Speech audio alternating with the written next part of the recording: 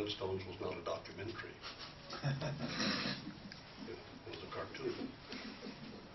The Earth is about 4.5 billion years old, give or take a million. Well, it's a million when you're talking about billions. Dinosaurs were well and truly gone before mankind came. Thank God. I mean, the only thing we have left is birds and Komodo dragons, but everything else is gone.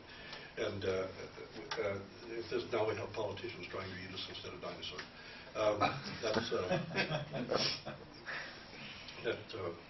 In any case, this happiness-seeking sickness of mankind and our disconnect with the realities of the human condition.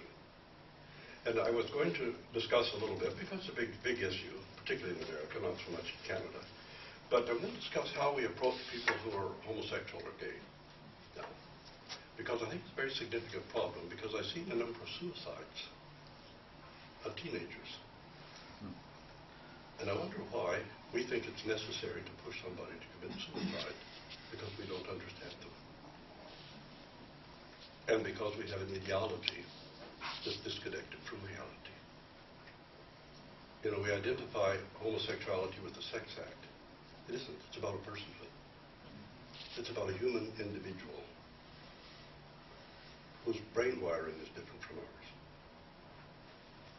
It's true. The brain wiring is different. We have two major studies done with fMRIs and CAT scans and PETs. PET's interesting. It's antimatter scan. But anyway, the fact is that it's different. Now, let's take a look at what goes on actually in the world sometimes. In Afghanistan, where almost 200 Canadian young men and women have died to defend the world's largest opium crop and the world's primary source of heroin. Young boys are regularly raped on Wednesdays, the dancing boys. And when the soldiers enter a village, and some Canadian troops have complained about it, the soldiers enter a village with the young boys around, raped by some of the soldiers. These are heterosexual men who are doing this. Just ordinary, everyday people. They're set up on Wednesday evenings when the dancing boys are raped. Politicians, police officers, military personnel, and the Taliban as well. Very deeply pious, fundamentalistically religious Taliban. That's what happened in Sodom and Gomorrah too. It's ordinary citizens, what gay people. Just ordinary citizens, everyday citizens. Part of that culture out there. In Arab countries and Islamic countries, if a man rapes a young man violently, it's not homosexuality, it's acceptable because it was violent. But if two men made love, they'd be stoned to death. You figure that. Think about that for a minute.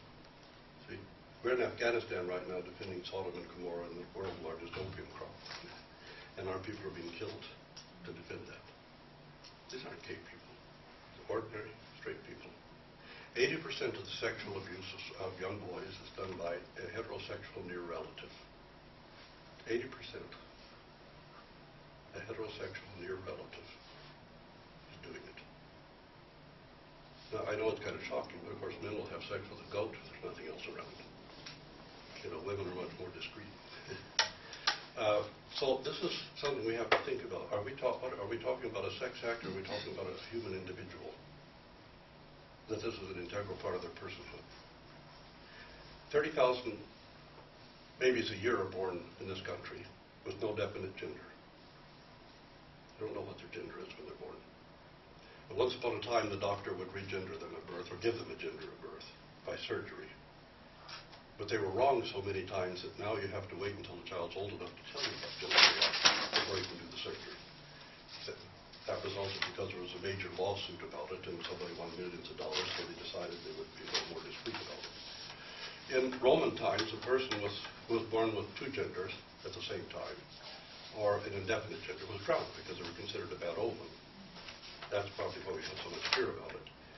Gender harmonization surgery is covered by the Canada Health Care Act, because it's a valid clinical condition, valid clinical situation. You have a person whose mind is female, whose body is male, and they have no possible way they can identify with their body. There's no possible way they can identify with their body. And Caster Semenya, the South African athlete, who was banned from participating anymore, from competing, is both male and female. She's both male and female at the same time. She has ovaries and she has male gonads both. And the reason she can't compete is because the male gonads are producing testosterone, which is an anabolic steroid. Even though it's being produced naturally, it's still an anabolic steroid. She can't compete with women, but her sexual appearance from the outside is female, so she can't compete with men. So she can't compete anymore. She's both male and female. Theologically, there are two distinct genders. In reality, that's not the truth. That's not so. So we have to think about this a little bit more, in a little bit more complexity. And perhaps it's time Christianity got out of the persecution business. Remember, the 30 Years' War was fought between 3 Christian churches, and 40% of the population of Europe died in that war, a larger percentage than died in the First World War or the Second World War. And it was 3 Christian churches who were fighting and killed 40% of the population of Europe. That's why Hugo de Groot, invented the concept of international law, because of the 30 Years' War. Because the Christians were so savage and so brutal to each other, and did such horrible things to each other, that he thought we needed international law. Of course, he was thrown in prison right after he wrote the book, but in France. But anyway, that's where we got international law from. Because of a war between 3 Christian churches who were so savage and so brutal to each other that people were shocked and horrified by it. So that's why I'm worried about our ideologies, about Christian ideologies. We have to avoid approaching human problems and human conditions with ideologies. And we have to do it in the light of science and truth. The earth rotates around the sun. The sun does not move around the earth. God did not write every word of Scripture and create the universe both, because the sun does not also riseth. It doesn't knoweth it's going down, doesn't knoweth much of anything, but it doesn't go down. And you don't make the day longer for Yeshua by making the sun stand still. Any miracle of life, but the sun isn't going anyplace relative to the earth, so the sun doesn't stand still. That's what people thought when they looked at it. If you're going to be a psychotherapist and you're going to talk about Orthodox Christian psychotherapy, you need to start purging your mind of your ideologies. In Greece they have this, in the Balkans, they have this thing about the evil eye. And people will wear a blue stone to protect them from the evil eye. Even they won't wear a cross of Christ, because the cross of Christ is insufficient. You have to have a magic blue stone. Why is it a blue stone? Because people with blue eyes have the evil eye, not people with brown eyes and black eyes. See, the evil eye is a mutation that developed about 10,000 years ago.